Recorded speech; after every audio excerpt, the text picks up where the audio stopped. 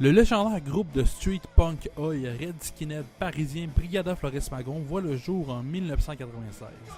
Son nom lui est inspiré de l'anarchiste mexicain Ricardo Flores Magón. Le groupe sort son premier album éponyme Brigada Flores Magón en 1999. C'est sur cet album, sorti 37 ans après la fin de la guerre d'Algérie, qui signe son indépendance à la France, que l'on retrouve la chanson Octobre 61. Les premières paroles du premier couplet de la chanson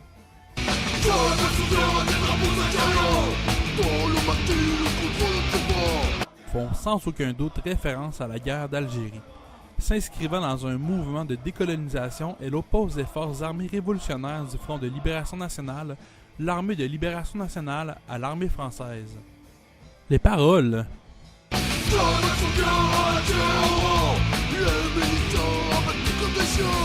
quant à elles, peuvent faire référence aux lois 56-268 et 56-269 publiées le 17 mars 1956 au Journal officiel. Ces lois permettent de condamner à mort sommairement les membres du FLN pris les armes à la main. Mais le texte des lois va encore plus loin en disant « les individus pris en flagrant délit de participation à une action contre les personnes ou les biens ». Il s'ensuit plus de 1500 exécutions car pour la France, il ne s'agit pas d'une guerre et elle ne reconnaît pas le statut de combattant aux membres du FLN. Les premières paroles du deuxième couplet font quant à elles référence au massacre du 17 octobre 1961.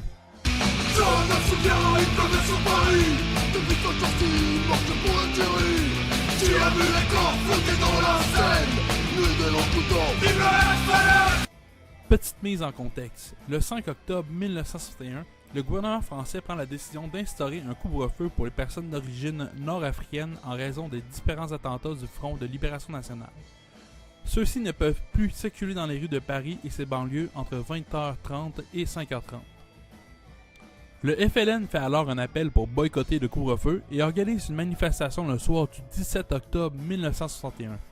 L'appel est clair, la manifestation est pacifique, le port de toute arme, aussi insignifiante soit-elle, est prohibé. Le soir du 17 octobre, environ 30 000 à 40 000 Algériens participent à la marche, enfants, femmes, hommes et personnes âgées.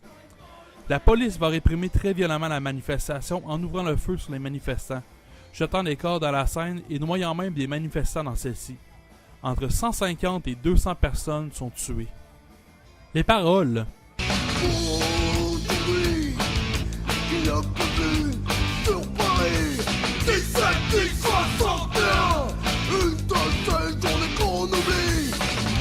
représentent très bien la trace que laisse cet événement dans la mémoire collective.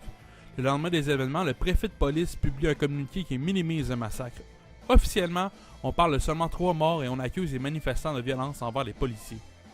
Ce communiqué devient la version officielle et il faut attendre l'année 1997, lors du procès du préfet de police Maurice Papon, pour que les événements refassent surface et que la vérité soit connue du public. Quant à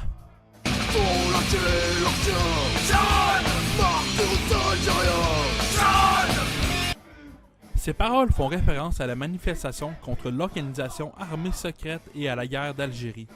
La police se charge d'un cortège de la manifestation.